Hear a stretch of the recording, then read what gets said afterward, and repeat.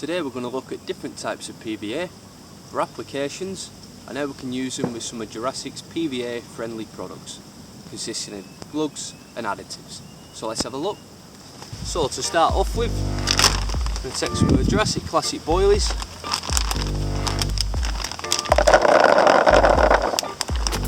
And start by crushing these up. Here we've got some crushed boilie. Perfect. Absolutely ideal for going in a solid bag. First, we're going to add a bit more attraction to this, make it bind a bit more, and add a lot more flavour and smell. For this, we're going to add some tuna and mackerel oil. All of our P.V.A. friendly products come with this. It's a nice little seal. Means if you want to take it home with you, it isn't going to go anywhere when you're flying. Stops any leaks. So, I'm going to put a bit in here, not too much. A couple of capfuls. I'm going to get to work mixing this up. Make sure you try and distribute it evenly. You can see now that's already changing colour. Really oily. This is actually the oil that we use to produce the boilies. It goes in quite a high inclusion.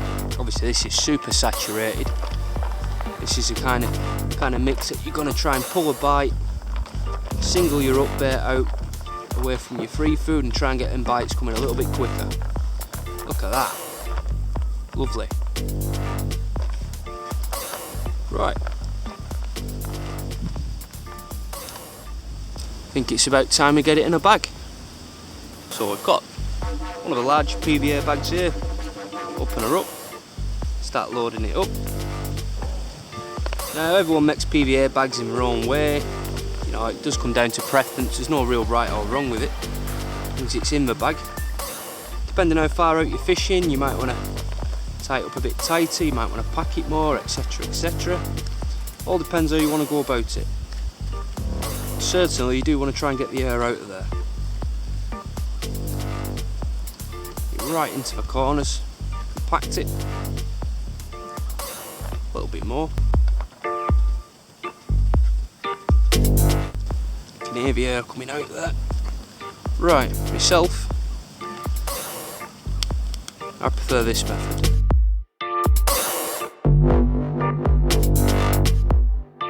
There we go. Nice and easy. Solid bag.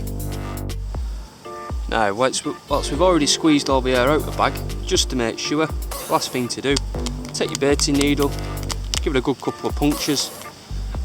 This will ensure that when it hits the water, if this was filled with air and your lead's obviously going to sink quickly, it can cause it to rip off the hook link and be separated on impact. By making sure that there's no air in this bag, it's got a lot of density to it, it's going to go down at the same speed as the lead, stay intact and be right next to your up bait when it hits the bottom. Perfect, good to go. So time to have a look at a rig to go with our bag.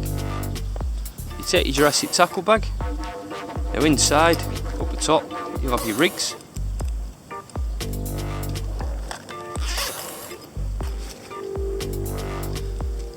Jurassic carp rigs are a size 2, 60-pound braid, coming 18-inch length standard.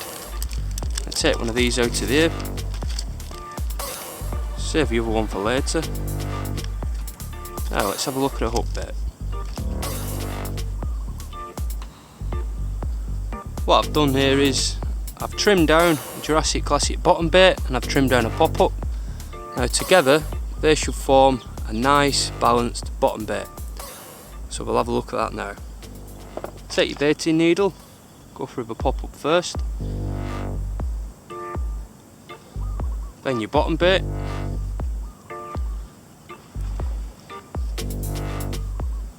Put them on the hair. Now depending on your hair length and your desired preference, some people like to use bait stops, bigger baits, smaller baits. The idea is that when they're on there, there's a nice gap between the hook and the balanced bottom bait. If for some reason you end up with this, there's not enough movement there for the hook to do its job. You need that bit of movement, a bit of play to make sure that the hook can turn over every time. So, now we're going to take a bag that we made earlier, just go underneath the knot, not through the knot as it slows down breakdown, just underneath. What we've got there is a nice balanced bait in conjunction with a P.V.A bag full of chopped boilie, along with some tuna and mackerel oil, presenting plenty of smell, plenty of attraction, and it's going to single your hook bait out from the rest of the free food. Perfect.